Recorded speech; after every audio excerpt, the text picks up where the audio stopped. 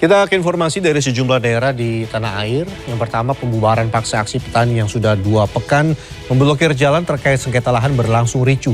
Sejumlah demonstran emak-emak histeris dan polisi terpaksa menangkap sejumlah petani yang dianggap sebagai provokator.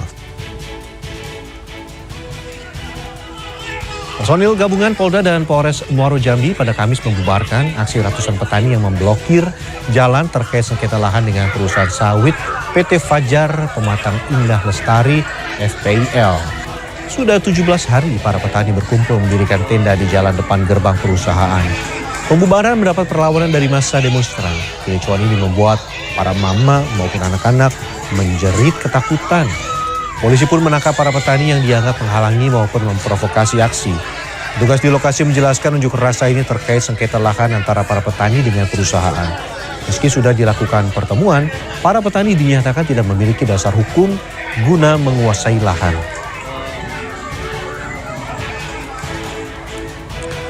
Berikutnya, petugas gabungan dari Polda Metro Jaya dan Polresta Kabupaten Bekasi, Jawa Barat menangkap pria berinisial D yang diduga terkait kasus penjualan organ ginjal jaringan Kamboja.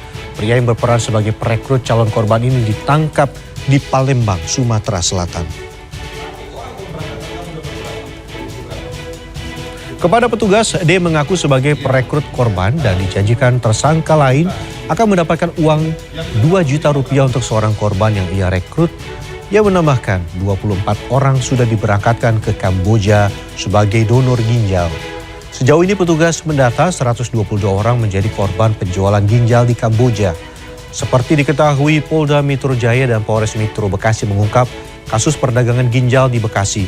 Sindikat pelaku tindak pidana perdagangan orang jaringan internasional di Bekasi ini ternyata menjual ginjal korban ke Kamboja. Kadif Hubinter Polri Irjen Pol Krisnamurti menjelaskan pihaknya mengalami kesulitan dalam penyelidikan karena Kamboja tidak menganggap kasus jual beli ginjal sebagai tindak pidana. Selain itu, praktik pengambilan ginjal korban dan proses transaksi dilakukan di salah satu rumah sakit pemerintah Kamboja.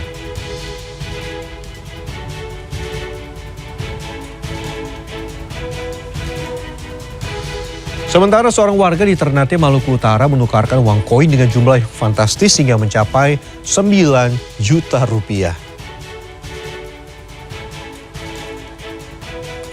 Bank Indonesia baru pertama kali di tahun ini menerima penukaran uang koin dari seorang warga dengan jumlah yang besar yang dikumpulkan selama 1 tahun 7 bulan.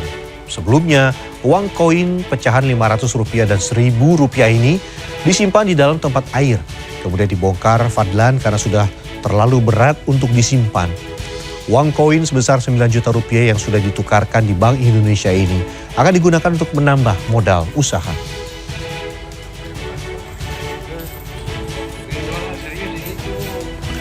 Setelah